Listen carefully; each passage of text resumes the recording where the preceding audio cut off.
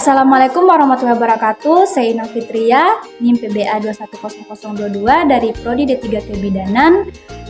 Di video kali ini, saya akan menyebutkan dan menjelaskan fungsi alat-alat yang digunakan dalam asuhan persalinan normal. Silakan disimak. Saya akan perkenalkan alat-alat yang harus disiapkan dalam menolong persalinan. Nah, yang pertama saya akan perkenalkan yang terkait dengan perkuset. Harus ada setengah koher. Nah, ini akan kita gunakan untuk memecahkan ketuban. Terus kemudian ada gunting episiotomi yang akan kita gunakan untuk menggunting perineum. Jika perineum kaku atau ada bekas luka jahitan dan lain sebagainya, maka akan kita lakukan episiotomi dengan gunting episiotomi. Selanjutnya ada klem tali pusat. Itu digunakan sebelum kita memotong tali pusat. Setelah itu adalah gunting tali pusat. Nah, ini untuk menggunting tali pusat. Selanjutnya ini ada umbilical cord clamp. Ini digunakan untuk menjepit tali pusat setelah kita potong. Kemudian juga ini ada sarung tangan panjang yang kita siapkan dalam bak instrumen. Ini sarung tangan panjang sepasang. Ini kita gunakan ketika menolong kelahiran kepala. Sarung tangan panjang untuk menolong kelahiran kepala. Kemudian sarung tangan pendek. Ini kita pakai ketika kita melakukan pemeriksaan dalam ketika pembukaan lengkap. Saya akan memperkenalkan untuk hacking setnya yang akan kita gunakan untuk menjahit luka perineum atau jika kita lakukan episiotomi. Jadi di dalam box instrumen untuk hacking set itu ada yang namanya nail powder.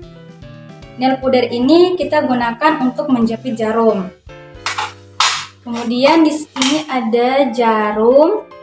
Jarum ini ada berbagai ukuran.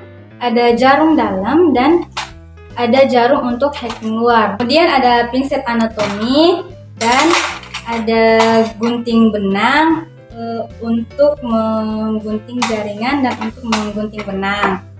Kemudian ada sepasang handspoon yang akan kita gunakan untuk hacking. Kemudian ada spoit 5cc. Jadi kita akan gunakan spoit 5cc ini untuk melakukan anestesi dengan injeksinya itu berupa lidokain. Kita siapkan. Terus ada benang catgut chromik. Nah, seperti ini kita pakai yang ukuran 3. Ini nanti yang akan kita gunakan untuk menjahit perineum. Berikutnya alat yang harus disiapkan untuk pemeriksaan fisik ibu. Yang pertama ada termometer. Kemudian ada stetoskop. Ada tensimeter untuk mengukur tekanan darah ibu. Kemudian ada monoskop yang akan kita gunakan untuk mendengar denyut jantung janin atau DJJ.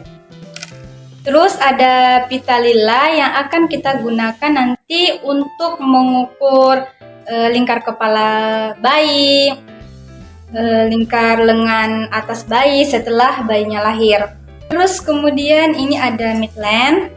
Ini akan kita gunakan untuk mengukur panjang badan bayi. Kemudian ada obat-obatan harus kita siapkan. Yang pertama ada oksitosin injeksi yang akan kita berikan setelah kepala bayi lahir. Setelah bayi lahir, kita akan menyuntikkan oksitosin. Kemudian ada injeksi vitamin K yang akan kita gunakan, kita suntikan kepada bayinya setelah lahir. Kemudian ada vaksin hepatitis vaksin hepatitis untuk bayi, kemudian ada tetes mata yang akan kita gunakan untuk tetes mata pada bayi baru lahir. Kemudian jangan lupa kita siapkan spoit 3 mili untuk masukkan injeksi oksitosin, dan juga spoit 1 mili yang akan kita gunakan untuk memasukkan injeksi vitamin K. Kemudian alat yang harus kita siapkan juga ada nirbeken atau biasa kita sebut bengkok. Ada 2, yang kecil sama yang besar. Jadi ini akan kita gunakan untuk menampung kotoran ketika kita lakukan vulva hygiene, atau nanti ada kotoran-kotoran yang keluar saat kita menolong persalinan. Dan selanjutnya jangan lupa juga kita siapkan kapas DTT untuk melakukan vulva hygiene, membersihkan vulva ibu sebelum kita melakukan pemeriksaan dalam. Kemudian kita siapkan juga kasa steril. Kasa steril ini kita gunakan untuk membersihkan sisa-sisa darah yang keluar. Kemudian juga untuk pada saat kita melakukan cek perineum. Nah, kemudian ada korentang. Jadi korentang ini kita gunakan untuk mengambil alat-alat steril. Jadi jika mengambil alat-alat steril itu tidak boleh menggunakan tangan terbuka, harus memakai korentang. Berikutnya ini ada bahan-bahan berupa pakaian perlengkapan ibu dan bayi. Kita siapkan 2 handuk, dan kemudian kita gunakan duk. Ini kita gunakan untuk menekan perineum saat kita melakukan stenan. Kemudian ada pakaian untuk bayi, dan juga siapkan pakaian untuk ibu. Ada celana dalam, ada kain panjang, ada pembalut.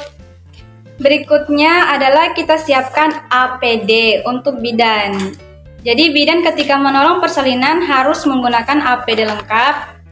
Antara lain itu wajib memakai celemek, terus juga kacamata pelindung, dan juga masker.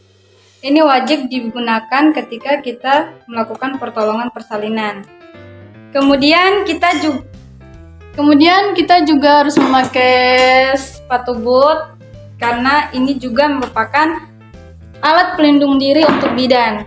Kemudian ini juga alat-alat yang harus kita siapkan. Ini untuk tempat larutan klorin, dan juga ini untuk tempat larutan DTT. Larutan DTT yang nanti akan kita gunakan untuk cuci tangan dan membersihkan ibu, sedangkan larutan klorin untuk merendam alat-alat. Kemudian ada tempat sampah basah dan juga tempat sampah kering. Kemudian di sini juga ada wastafel, tempat cuci tangan, dan juga ada handuk yang kita gunakan untuk mengeringkan tangan ketika kita selesai mencuci tangan. Terus kemudian ada juga alat-alat yang harus kita siapkan di meja resusitasi ini, yaitu alat penghisap lendir dan juga alat bantu pernapasan jika bayi mengalami asfiksia. Jadi di sini harus ada lampunya yang bertujuan untuk sebagai penghangat. Juga di meja ini ada handuknya, dimana itu kita gunakan untuk memposisikan bayi. Itu tadi dia alat-alat dan juga fungsinya yang digunakan dalam persalinan normal. Terima kasih telah menonton. Wabillahi taufiq wal hidayah. Wassalamualaikum warahmatullahi wabarakatuh.